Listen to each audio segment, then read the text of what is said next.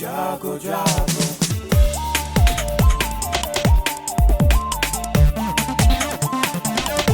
Radio जागो जागो radio जागो 90.4 FM। नमस्कार, ये रेडियो जागो 90.4 FM है।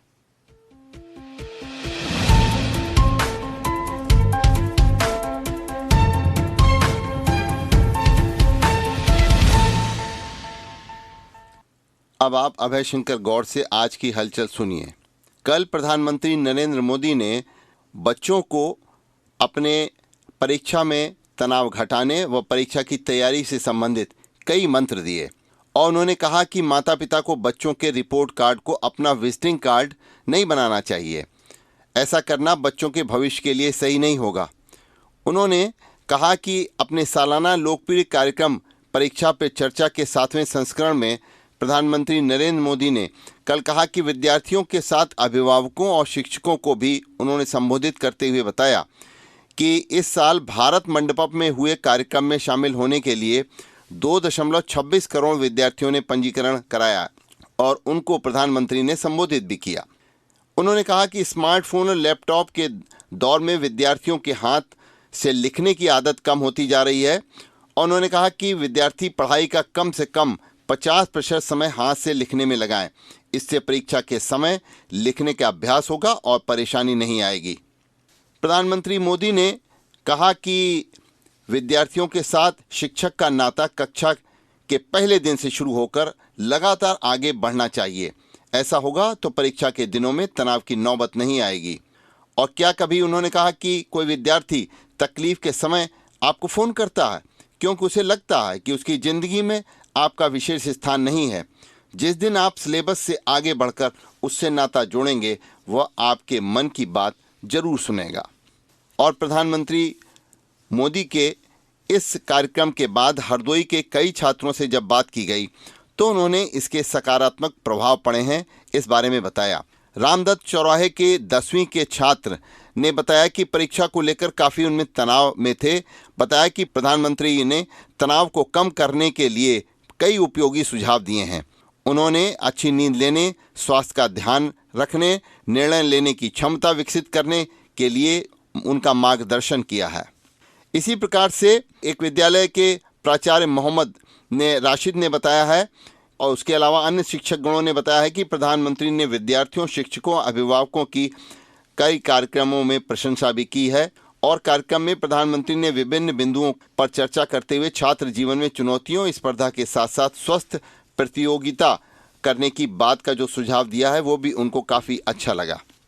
रामलला के दर्शन के लिए इस समय भक्त उमड़ रहे हैं और उनके आतिथ्य के लिए उत्तर प्रदेश सरकार ने अलग इंतज़ाम किए हैं। अब पधारो मेरो देश की थाती को साकार करते हुए राम दर्शन के लिए रामनगरी आने वाले राम भक्तों का सामान्य यात्रियों से अलग अंदाज में आतिथ्य सत्कार होगा। देश के कोने कोने से आस्था स्पेशल ट्रेन से आस्था से सरोबार तीर्थ यात्रियों के लिए रामनगरी में आगमन पर विशेष इंतजाम किए जा रहे हैं। कल मुख्यमंत्री ने श्री राम मंदिर में श्रद्धालुओं की व्यवस्था का निरीक्षण किया। भव्य मंदिर में श्री रामलला के विग्रह की प्राण प्रतिष्ठा के बाद से रामलला के दर्शनार्थियों की संख्या 10 गुना तक बढ़ गई है। प्राण प्रतिष्ठा के दिन तो विशेष रूप से आमंत्रित 7,000 आतिथ्य को ही रामलला के दर्शन का अवसर मिला, किंतु इसके बाद की 7 दिन की अवधि में श्री रामलला के दर्शनार्थियों की संख्या 20 लाख के पार पहुंचने का अनुमान है। इस तथ्य से मुख्यमंत्री भी परिचित हैं और उन्होंने अपने दायित्व के प्रति सजगता निभाते हुए श्री राम मंदिर सहित संपूर्ण श्री राम जन्मभूमि परिसर और मार्गदर्शकों का निरीक्षण किया और अधिकारियों को पूरी तरीके से तत्पर रहने के दिशा निर्देश भी दिए। लोकसभा चुनाव के दृष्टिगत भारतीय जनता पार्टी ने घर की दूरी समझे जाने वाली महिलाओं के जरिए प्रदेश के करोड़ों परिवारों तक पहुंचने की योजना बनाई है। आधी आबादी यानी महिला को साधने के लिए भारतीय जनता पार्टी फरवरी में शक्ति वंदन महासंपर्क अभियान संचालित करेगी। परिषदीय स्कूलों में नए शैक्षिक सत्र से हर महीने अभिभावक शिक्षक बैठक का आयोजन अब किया जाएगा। निजी स्कूलों की तर्ज पर सरकारी स्कूलों में भी अभिभावकों से नियमित संवाद पर जोर दिया जा रहा है। कक्षा में विद्यार्थियों की पढ़ाई और अनुशासन में क्या स्थिति है, प्रतिदिन गृह कार्य वह कर रहा है या नहीं और नियमित स्कूल आ रहा है या नहीं, इसे लेकर अभिभावकों से अध्यापक चर्चा करेंगे। वहीं यूनिफॉर्म, जूता, मोजा इत्यादि के लिए अभिभावकों के खाते में भेजे गए 1200 रुपये की धनराशि का उपयोग भी कराया जाएगा। हरदोई में स्वास्थ्य सेवाओं के बारे में, मेडिकल कॉलेज में मरीजों को आधुनिक सुविधाएं उपलब्ध कराने के लिए कई दावे किए जा रहे हैं, लेकिन मेडिकल कॉलेज बने हुए 1.5 वर्ष हो गए। डिजिटल एक्सरे मशीन खराब पड़ी हुई है। चिकित्सक मोबाइल से एक्सरे की फोटो देखकर मरीजों का उपचार कर रहे हैं। स्वास्थ्य और चिकित्सा शिक्षा विभाग के बीच में ये सामंजस्य नहीं है और इसके अलावा रोजाना 200 से 250 मरीजों को ऐसी परेशानी उठानी पड़ती है और मोबाइल लाने वाले मरीजों को बिना जांच रिपोर्ट के, जो मोबाइल नहीं ला पाते उनको बिना जांच रिपोर्ट के लौटना पड़ रहा है। तो स्वास्थ्य सेवाओं के मामले में चिकित्सा विभाग को इस ओर ध्यान देने की आवश्यकता है।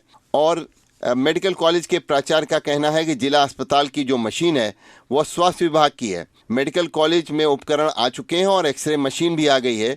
जल्दी से जल्दी उसे स्थापित करा दिया जाएगा, जिससे कि काम शुरू हो जाएगा और मरीजों को परेशानी नहीं होगी। इस समय सर्द का मौसम चल रहा है, फरवरी आने वाली है और देश में कड़ाके की सर्दी पड़ रही है, लेकिन पहाड़ बिना बर्फ के सूने पड़े हुए हैं। एक समय था जब जम्मू कश्मीर, हिमाचल और उत्तराखंड में पूरा लद्दाख बर्फ की चादर में लिपटा रहता था। इस साल इन राज्यों में बर्फबारी बहुत ही कम और ना के बराबर हुई है। इसलिए यह मौसम वैज्ञानिकों के लिए बड़े चिंता की बात मानी जा रही है। हरदोई शहर में 11 लाख से नाला बनेगा, जिससे जल भराव की समस्या से निजात मिल सके और मोहल्ला, बोर्डिंग हाउस और नुमाइश मैदान में जल भराव रहता है। इस समस्या का समाधान करने के लिए 285 मीटर लंबाई वाले नाले के निर्माण के लिए 11 लाख रुपए की स्वीकृति दे दी गई है। गांव में खातों में राज्य वित्त आयोग और 15वें वित्त आयोग की मद में राशि होने के बाद भी विकास कार्य न कराने वाले पंचायत सचिवों और प्रधानों की जिम्मेदारी तय की जाएगी। जिला पंचायत राज अधिकारी ने कम खर्च वाली गांव पंचायत पर नाराजगी जाहिर की है। कल किसान यूनियन के सदस्य धरने पर बैठे और उन्होंने प्रशासन को अपना विज्ञापन दिया। उनका कहना था कि अन्नदाता किसान जो हैं वो कई विकास खंडों में जो हैं वो परेशान हैं। उनका कहना था कि ग्राम पंचायत विक्टोरियागंज में सड़क के दोनों ओर तालाब के कारण सड़क कट गई है, उसे सही कराया जाना चाहिए और ग्राम समाज की भूमि पर कब्जे को भी हटाया जाना चाहिए तथा उन्होंने छुट्टा जानवरों से किसानों को हो रही परेशानियों पर भी उन्होंने प्रशासन का ध्यान आकृष्ट किया। हरदोई की चीनी मिल हरियावा में इस समय बसंतकालीन बुआई के लिए किसानों को जागरूक किया जा रहा है और लगातार ये कहा जा रहा है कि ये उपयुक्त समय आ रहा है गन्ने की बुआई का और बसंतकालीन बुआई किसान करके अपनी आमदनी बढ़ा करके इसका लाभ उठा सकते हैं। हरदोई में इस बार सर्दी के मौसम ने लोगों को काफ़ी परेशान किया। कोहरे की धुंध और सर्द हवाओं की निरंतर चलने से गलन बढ़ती रही और वहीं बीच बीच में हल्की धूप लोगों को अब मामूली राहत दे रही है। कल भी धूप निकली और आज भी धूप निकलने से जो है थोड़ी सी राहत हो रही है। इस बार 15 जनवरी को अब तक का सबसे कम 5 डिग्री सेल्सियस न्यूनतम तापमान रहा। मौसम लोगों की कड़ी परीक्षा भी ले रहा है और जनवरी के आखिरी हफ्ते में यानी कि इस समय मौसम का रुख अब कुछ नरम पड़ता दिखलाई पड़ रहा है। पूरे जनवरी के महीने में कोहरा छाया रहा और धुंध रही। अब परिवार में लोगों को धूप निकलने से कुछ अच्छा लग रहा है। हरदोई से भी रामलला के दर्शन के लिए लोग जाएंगे। अयोध्या में राम मंदिर में भगवान श्री राम की मूर्ति की प्राण प्रतिष्ठा के बाद जनमानस को दर्शन कराने की तैयारी चल रही है।